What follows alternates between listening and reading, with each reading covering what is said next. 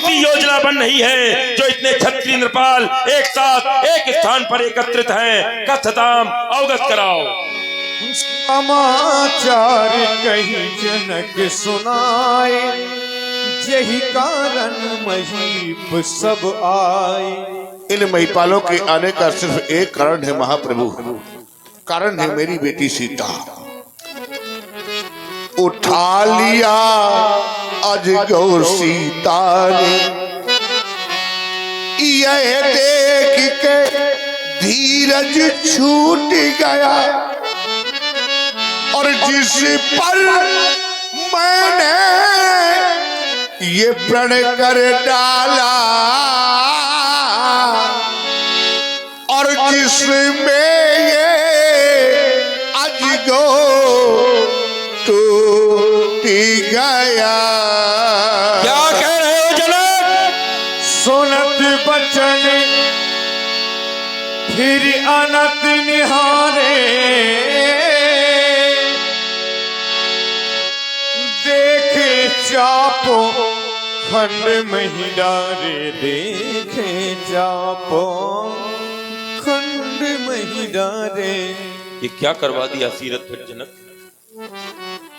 कैलाश के उत्तुंग तरंग पर सघन बट बिटप की छाया में नाग रूप चाला पर समासीन चंद्रमौली गंगाधर के वामांग में विराजित होने वाली परांबा मां पार्वती नित्य प्रति पंच प्रदीप के द्वारा जिसका पूजन किया करती थी, हेरंब लंबोदर गणेश अपनी सुंड में लेकर के कंदुक की भांति कीड़ा किया करते थे, नंदी गण अपनी जिह्वा से चाट करके जिसको स्वच्छ किया करते थे, वासुकी नाग पूंछ से बुहारी लगाया करता था।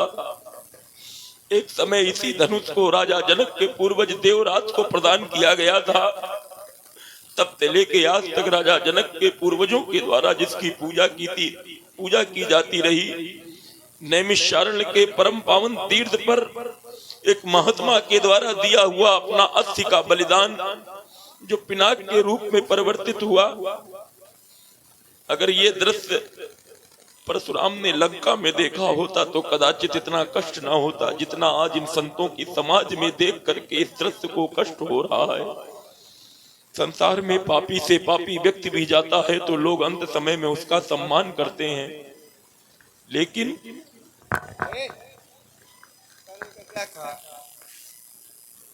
लेकिन जिसने अंत समय में भी आज टूट करके भी दो को जोड़ दिया, ऐसे पावन पिनाक का खंडन हो जाने पर किसी से इतना भी ना बन सका कि दो पुष्प ही चढ़ा देता, नीचे आसन दे देता। प्यारे गुरुबंधु, प्यारे अजगब तुम्हें है नमन, प्यारे शिव धनु तुम्हें है नमन, प्यारे अजगब तुम्हें है नमन, प्यारे शिव धनु तुम्हें है नमन। वंदना तेरी करते हैं हम, प्यारे अजगब तुम्हें है नमन, प्यारे अजगब तुम्हें है नमन, प्यारे शिव धनु तुम्हें है नमन। महान सो महान सो महान। आखिर से बोले वचन कठोरा, बोल बोलता क्यों नहीं? कई तोड़ा धनुष, किसने तोड़ा मेरे गुरुदेव भगवान त्र्यंबक के पावन पिनाक को? वेग दिखाओ।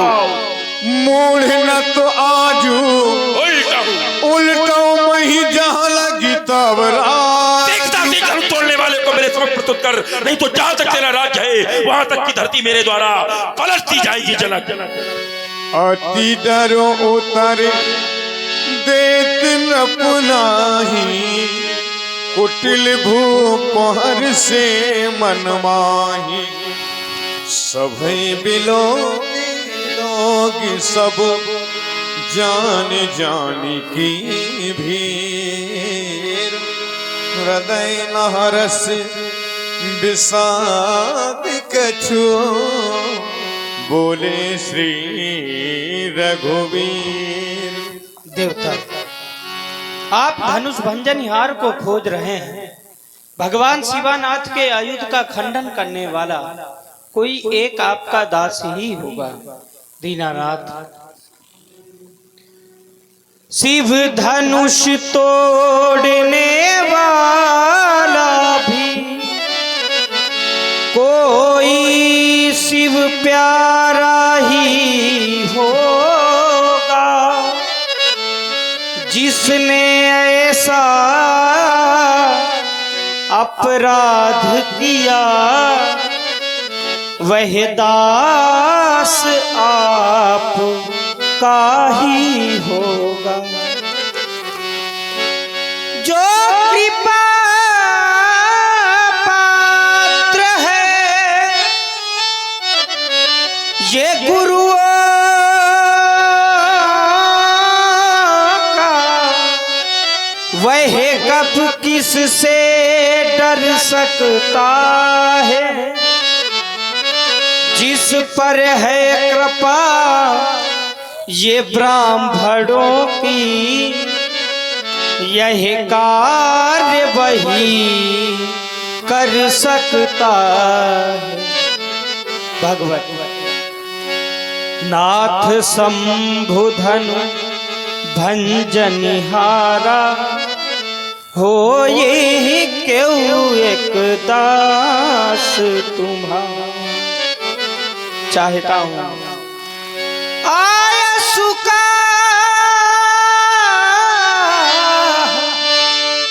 कहिए किन मोही, बार बार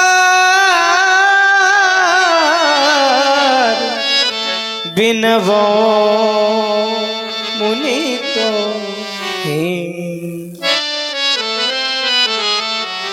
कहे मेरे लिए क्या आदेश है। दशरथ नंदन राजकुमार राम, क्या कह रहे हो? जिन पर है कृपा ब्राह्मणों की, ब्राह्मण यही करवा रहे हैं। देखो बेटा, तुमको नहीं पता यहाँ क्या हुआ। ये कोई साधारण धनुष नहीं टूटा है जो आज टूट गया कल दूसरा नया बन जाएगा। ये मेरे गुरुजी का धनुष था। तुम कहते हो धनुष तोड़ने वाला हमारा दास होगा। दास और दासियां ये राजाओं के यहाँ महाराजाओं के यहाँ हुआ करती हैं। हमारे आश्रमों में सेवक होते हैं। और सेवक कौन? सेवक सो जो करे शिव काई, और करनी करिए नाराजी। सेवा धर्मो परम गहनम योगिना पिगम्य। संसार में सबसे कठिन धर्म सेवक का और सेवा का धर्म है। योगियों के लिए भी अगम्य है। सेवक वो जो करे सेवकाई, अगर की है अरि करनी तो करे लड़ाई। सुनहु राम, सुनहु राम,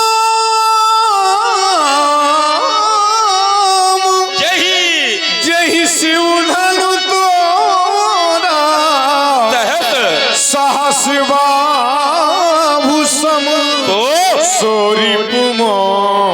दशरथ नंदन राजकुमार राम, तुमने माहिष्मति नरेश कृतवीर के पुत्र कार्तवीर सहस्त्रबाहु अर्जुन का नाम सुना होगा।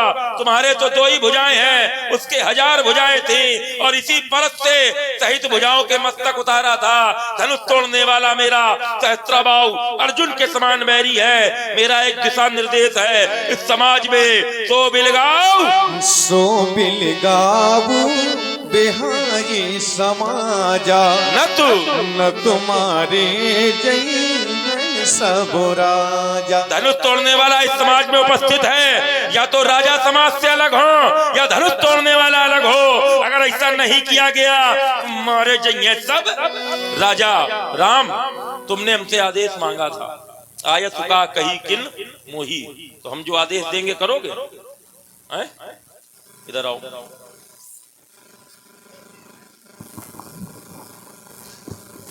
कहें भगवान, तुमने धनुष तोड़ने वाले को देखा? डरो नहीं, हम हैं। डर रहा है बच्चा। तुम्हारे लिए यही आदेश है कि जाओ धनुष तोड़ने वाले को ढूंढो और मिल जाए। ला पाना तो ले आना, और ना ला पाना तो हमारे कान में चुपचाप बताना कि उसने धनुष तोड़ा। फिर आप देखो उसका हम करते क्या है। जाओ। और इसी सुंदर प्रस्तुति में आप हैं बहन निकेता नायक, आपकी ओर से 21 पुष्पोद्राएं भार्गव श्री परशुराम जी के चरणों में सादर प्रदत्त हैं। बहुत बहुत साधुवाद। सुनी मुनि बचन लखन मुस्काने, बोले परसो घर ही अपमान।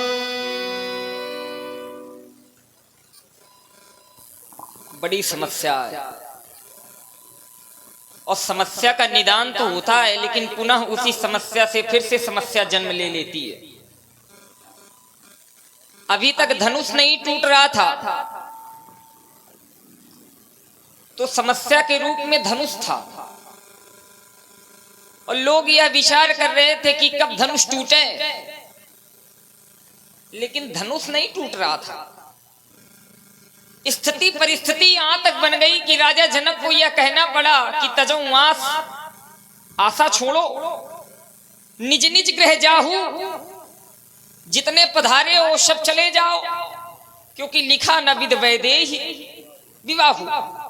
परिस्थिति यहां तक आ गई कि एक पिता को यह कहना पड़ा कि नहीं, हमारी बेटी का विवाह लिखा ही नहीं। लेकिन जब परिस्थिति यहां तक आई तो समय बदला, काल चक्र बदला, संत कृपा हुई, एक संत कृपा हुई। और जिस समय संत कृपा हुई तो समस्या का समाधान किसी प्रकार से हुआ और समाधान के रूप में धनुष का खंडन हो गया। लोगों के हृदय में प्रसन्नता भी व्याप्त हो गई। मिथिला का प्रत्येक जनमानस प्रसन्न हो गया धनुष के टूटने पर और सबने यही विचार किया कि नहीं, अब समस्या का समाधान हो गया। लेकिन समाधान तो हुआ था, फिर से उसी समाधान से एक समस्या ने जन्म ले लिया। यहां पर कुछ राजा थे, कुछ साधु भी हैं और दुष्ट भी हैं। तो वो दुष्ट राजा कहने लगे कि ले उछड़ा इसी का को धर बांधो बालक दो। ऐसी स्थिति आ गई। जब ऐसी स्थिति आ गई तो फिर समाधान हुआ और समाधान के रूप में परशुराम जी का आगमन मिथिला में हुआ। तो देखत भृगुपति वेश कराला और उठे सकल भय विकल। समस्या का समाधान हो गया। हमने विचार ये किया कि चलो एक समस्या जन्म ले रही थी तो परशुराम जी ने आकर के समस्या का समाधान कर दिया। लेकिन हमने यह विचार नहीं किया था कि जो समाधान के रूप में आए हैं वो मिथिला की सबसे बड़ी समस्या बनकर के खड़े हो जाएंगे।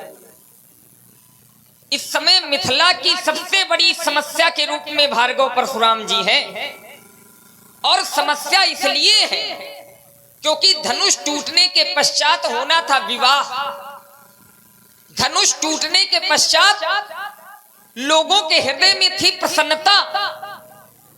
धनुष टूटने के पश्चात लोग नाच रहे थे, लोग आरती उतार रहे थे, लोग निछावरी कर रहे थे। लेकिन जिस समय भार्गव परशुराम जी का आगमन